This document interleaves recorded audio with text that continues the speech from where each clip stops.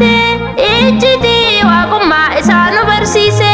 Tulluu Taaboor irraa ifni guddaan ife mooticha mootota Yesuustu dhufe dubbii raajota isaa kunoo ni raawwate ejjiti waaqummaa isaa nu barsiise.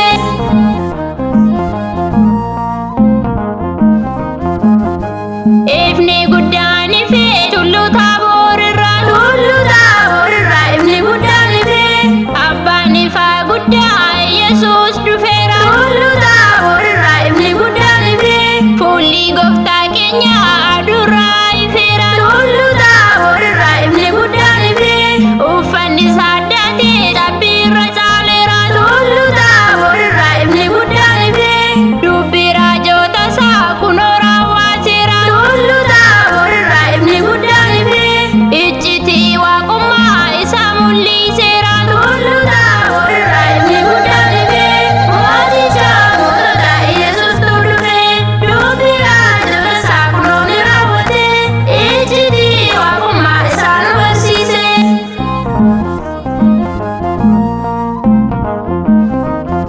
Musee fi Eeliyaas wajjiniin dhufani. Tulluu Taaboor irraa ifni guddaan ife Yesuus Kiristoos waliin dubbatani. Tulluu Taaboor irraa ifni guddaan ife Phexros, Yaaqoob, Yohannis argani. Tulluu Taaboor irraa ifni guddaan ife gooftaa keenya waliin yeroo dubbatani. Tulluu Taaboor irraa ifni guddaan ife sagalee isaanii dhageenyaan kufani. Tulluu Taaboor irraa ifni guddaan ife gooftaan ol kaaseera harka qabuudhaani. Tulluu Taaboor irraa ifni guddaan ife mooticha mootota Yesuustu dhufe dubbii raajota isaa kunoo ni raawwate iccitii waaqummaa isaa nu barsiise.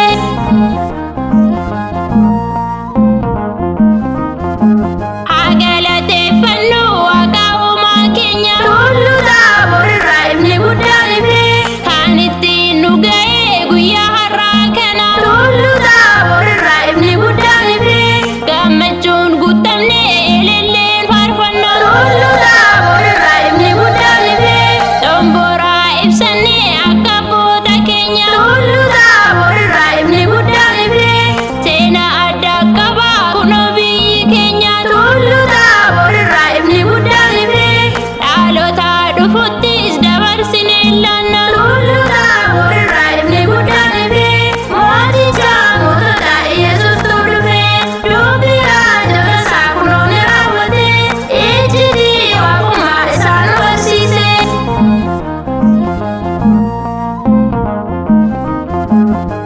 Phexros gammadee gooftaatti haasa'e. Tulluu Taaboor irraa ifni guddaan ife si wajjin jiraachuun gaariidhattiin jedhe. Tulluu Taaboor irraa ifni guddaan ife waa'ee waaqummaa isaa isaaf dhugaa baay'ee. Tulluu Taaboor irraa ifni guddaan ife Kiristoos jiraata ilma abbaa jedhe. Tulluu Taaboor irraa ifni guddaan ife dhugaa ba'uu isaatiin badhaasa argate. Tulluu Taaboor irraa ifni guddaan ife furtuu mootummaa isaa gooftaan isaaf laate. Tulluu Taaboor irraa ifni guddaan ife mooticha mootota Yesuustu dhufe dubbii raajota isaa kunoo ni raawwate iccitii waaqummaa isaa nu barsiise.